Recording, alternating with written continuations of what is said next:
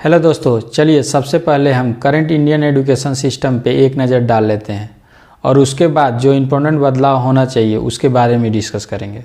Indian kids जैसे ही 3 से 4 साल के होते हैं तो उनके लिए 5 साल तक आंगनवाड़ी सेंटर पे प्ले स्कूल टाइप व्यवस्था होता है। 6 से 14 साल तक या फिर यूँ कहें कि कक्षा 1 से 10 तक RTE के अंतर्गत फ्री एवं कंपलसरी एजुकेशन का व्यवस्था होता है। उसके बाद आता है 10+2 की पढ़ाई। ये किसकी जिम्मेदारी है मुझे पता नहीं, और ये RTE के अंतर्गत आता है या नहीं आता है इसमें मुझे थोड़ा कन्फ्यूज़न है। अगर आपको 10+2 से रिलेटेड कोई एक्ट या आर्टिकल के बारे में पता है तो कमेंट सेक्शन में कमेंट जरूर कीजिए। और 10+2 के बाद आता है प्रोफेशनल कोर्सेज या यूनिवर्सिटी एजुकेशन की पढ़ाई। मेरे हिसाब से आंगनबाड़ी सेंटर कंसेप्ट बहुत ही अच्छा कंसेप्ट है। मुझे जहाँ तक पता है कि इसमें 3 से 5 साल तक के बच्चे आते हैं और ये प्ले स्कूल टाइप हो जाता है, जो कि बहुत अच्छा है। बस इसका थोड़ा स्टैंडर्ड इम्प्रूव करना होगा। अब हम बात करेंगे करंट इंडियन एजुकेशन सिस्टम में क्या क्या बदलाव होना चाहिए। और हाँ, ये मेरा पर्सनल ओपिनियन है, जितना भी मुझे समझ में आता है मैं उसी के अनुसार सजेस्ट कर रहा हूँ। तो आइए पहले सजेशन पे। इन जनरल मैंने देखा है कक्षा 1 से 5 तक के बच्चों का क्रिटिकल थिंकिंग काफ़ी अच्छा होता है और वो चीज़ों को जल्दी से टेकअप कर लेते हैं।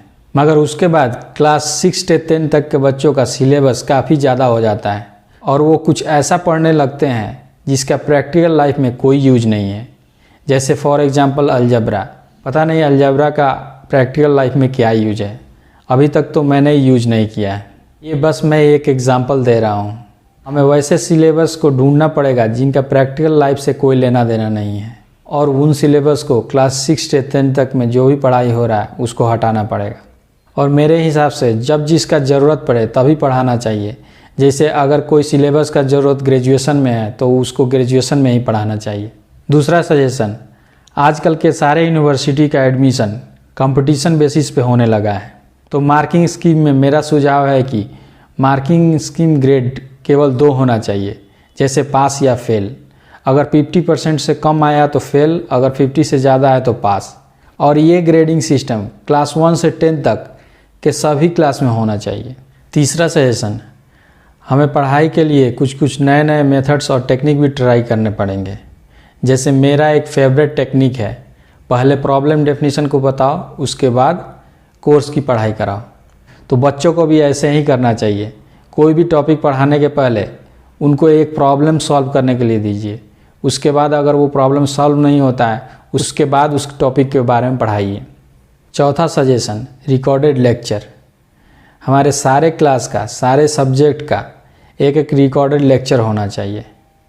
आजकल तो बहुत सारे एप्लीकेशंस भी आ गए हैं जिसमें रिकॉर्डेड लेक्चर ऑलरेडी मिल जाते हैं, मगर मैं ये बोलूँगा कि गवर्नमेंट का इसका रिकॉर्डेड लेक्चर अलग से होना चाहिए। इसके बहुत सारे फ़ायदे हो सकते हैं।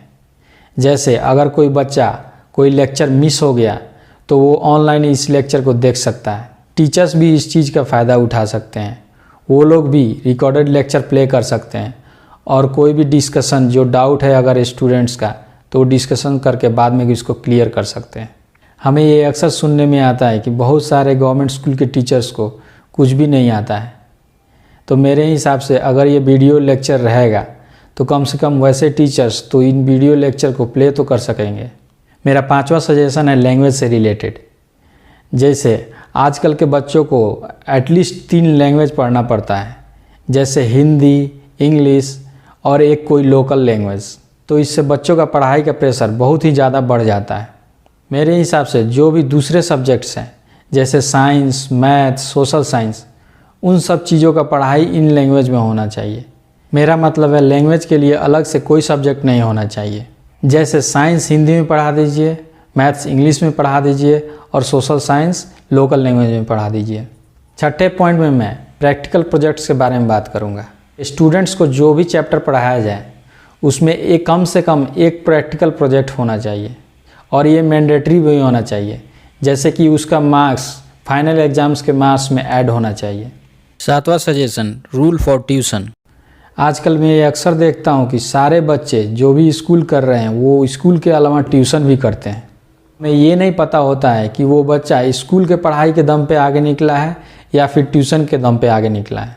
इसके लिए गवर्नमेंट को कुछ रूल्स बनाना चाहिए, जैसे कि कोई भी बच्चा तभी ट्यूशन ले सकता है जब उसका सब्जेक्ट में मार्क्स 50% से कम हो।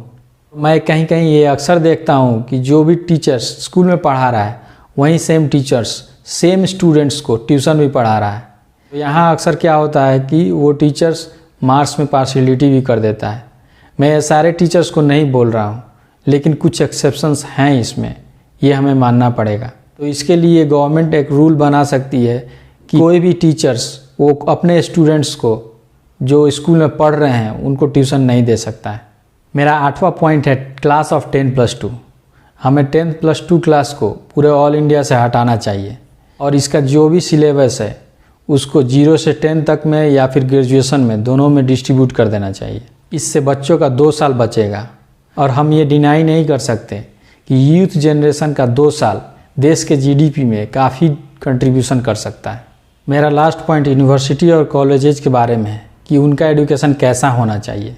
देखिए, यूनिवर्सिटी या प्रोफेशनल कोर्सेज का मेन मकसद है इनोवेशन, एम्प्लॉयमेंट या पैसे कमाने का तरीक़ों को बताना। तो मैं इस टॉपिक को एम्प्लॉयमेंट वाले वीडियो में कवर करूँगा। उम्मीद है कि करंट इंडियन एजुकेशन पे मेरा ये सुझाव आपको बहुत अच्छा लगा होगा। तो आप अपने कमेंट बॉक्स में ज़रूर कमेंट कीजिए और हाँ, इस वीडियो को जितना ज़्यादा से ज़्यादा हो सके शेयर कीजिए ताकि ये वीडियो गवर्नमेंट तक पहुंच सके और हमारे एजुकेशन सिस्टम का कुछ तो भला हो सके।